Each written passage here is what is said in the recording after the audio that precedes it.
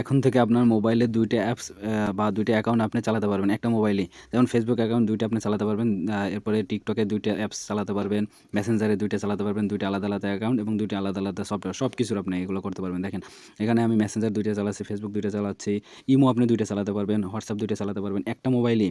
তো কিভাবে এটা করবেন আজকের ভিডিওতে আমি দেখাবো। একটা মোবাইলে ২ টা অ্যাকাউন্ট চালাতে পারবেন এবং ২ টা অ্যাপসই চালাতে পারবেন আলাদা, আলাদা করে। কোনো লগইন, লগআউট এগুলো করতে হবে না। তো ভিডিওটি সম্পূর্ণ দেখুন। কিভাবে আমি করতেছি সেটিংসটা আপনাকে দেখাচ্ছি।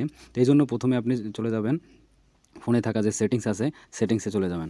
এটা ওপেন করে নেবেন। ওপেন করার পরে একটু স্ক্রল ডাউন করলে এইখানে আপনি দেখতে পারবেন যে অ্যাপস নামের একটা অপশন দেখতে পারবেন। এই অ্যাপসে এখানে ক্লিক করে দেবেন। ক্লিক করার পরে এখানে অনেকগুলো অপশন দেখবেন। তো এখান থেকে ডুয়েল অ্যাপস এটা দেখতে পারবেন। ডুয়েল অ্যাপসে ক্লিক করার পরে এরকম ইন্টারফেস আসবে। এইখান থেকে দেখেন আমার কিন্তু ফেসবুকে ২ টা করা আছে, এই জন্য লেখা আছে ক্রিয়েটেড, এবং আমি হোয়াটসঅ্যাপ এখানে করতে পারবেন। এখানে নিচে যেগুলো আছে শুধু আপনি একটা ক্লিকের মাধ্যমে আপনি এটা করতে পারবেন।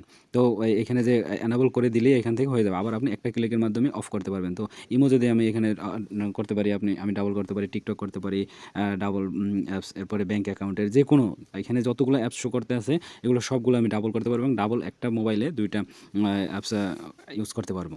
তো আমি একটা করে দেখাচ্ছি আপনাকে। এখন যদি আমি টিকটকের এটা ডাবল করি, দেখেন এখানে শুধু এই বাটনে ক্লিক করে দেবো, এটা কিন্তু ডুয়েল অ্যাপস হয়ে গেছে, ডাবল হয়ে গেছে এটা। এখন যদি আমি আপনাকে মোবাইলের ফন্টে নিয়ে দেখাই, তো এটা শুধু এনেবল করে দেবেন। মোবাইল ফোনটা নিয়ে দেখেন, এখানে কিন্তু দেখেন এই যে টিকটকের ২ টা অ্যাপস হয়ে গেছে। তো আমি চাইলে এখানেও একটা অ্যাকাউন্ট আমি চালাতে পারবো এবং ওইখানে একটা ২ টা অ্যাকাউন্ট আলাদা চালাতে। আবার যদি আমি অফ করে দিই, এখানে আমি শুধু একটা ক্লিক করবো, এটা ডিসেবল হয়ে যাবে। তো এই দিয়ে দিলাম, তারপর ওকে দিয়ে দেবো, আনইনস্টল হয়ে যাবে। ব্যাস, কিন্তু একটা থেকে যাবে এখানে। তো এখন যদি দেখেন আপনি এখানে টিকটকে